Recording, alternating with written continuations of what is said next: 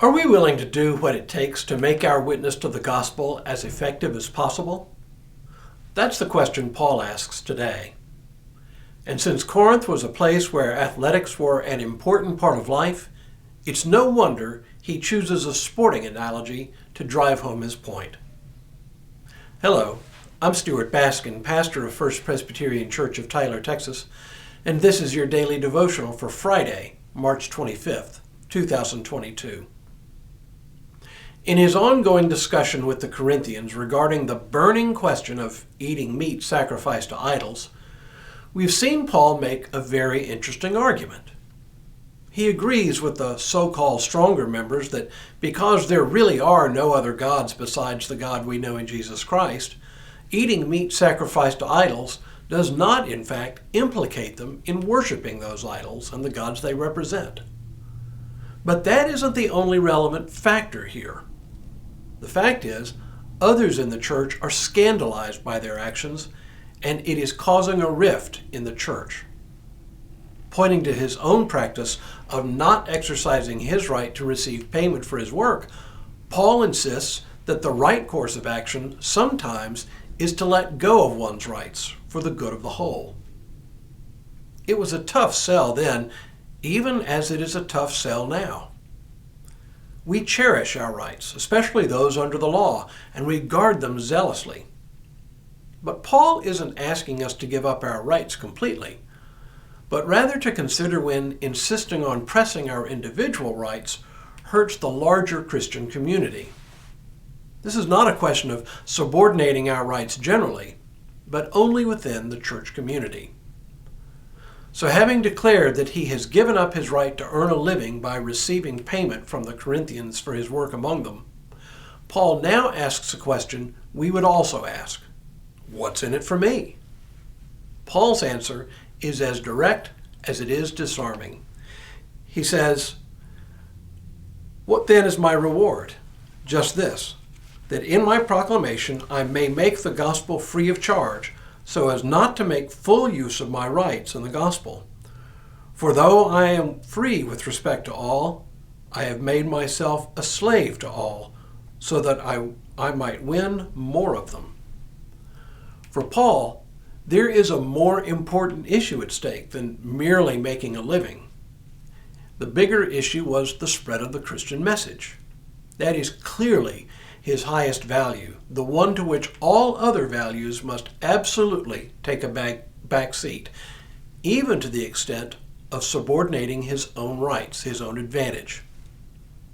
Now, as he can do from time to time, Paul inserts what looks like a non sequitur into the conversation, an element that is interesting enough on its own, but doesn't seem at first glance to support his argument.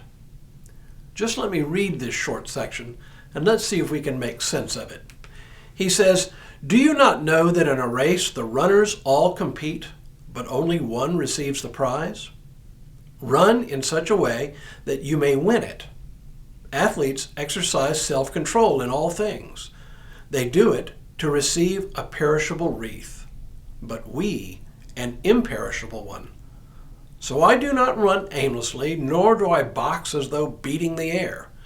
But I punish my body and enslave it, so that after proclaiming to others, I myself should not be disqualified." Why this analogy? Well, at one level, it's because Paul knows his audience well. Apparently, Corinth was the location of an every other year athletic competition, sort of like an every 2-year regional Olympics. The games had only recently returned to Corinth after a nearly 100-year absence, so the church in Corinth would have understood this analogy from the world of sports very well. Okay, so that explains why he might have used an athletic analogy, but how does it inform his argument? In a nutshell, training for an athletic competition is all about subordinating everything else in one's life to the greater goal of winning a competition. My brother-in-law, Tony, was a member of the 1976 U.S. Olympic team in Quebec, Canada. He was a rower, and he'd rowed in international competitions even during his college days. After he graduated college in 1972 and served as a backup but didn't see action at the Munich Games, he dedicated the next 4 years of his life to training for the '76 Games. He put off graduate school, lived in shared quarters with his teammates much of the time, and didn't make a whole lot of money. He did find time to marry my sister somewhere in there, but even then, he worked jobs well below his skill level so he could train as many hours a day as possible.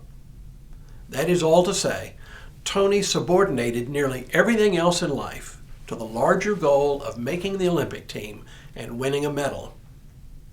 Unfortunately, an untimely mistake in the semifinal heat took his boat out of contention, but I saw at pretty close hand what it took to even make that team. Paul's point to the Corinthians is that if they are serious about the gospel and its spread, they have to treat it like an athletic event, where they subordinate their own needs and even their own rights to the greater good of the gospel. As I said earlier, it isn't immediately obvious why he suddenly turns to this analogy, because he neither introduces it nor concludes it by making his point clear. But it turns out to be a pretty good analogy for the church anyway. If we want to be the people and the church that God has called us to be collectively, it requires self-sacrifice on our part. That's not so hard to understand. When we return tomorrow, Paul gives the Corinthians a warning about not taking their place in the kingdom for granted. But for now, may God continue to bless you and keep you in all that you do this day and in all the days ahead.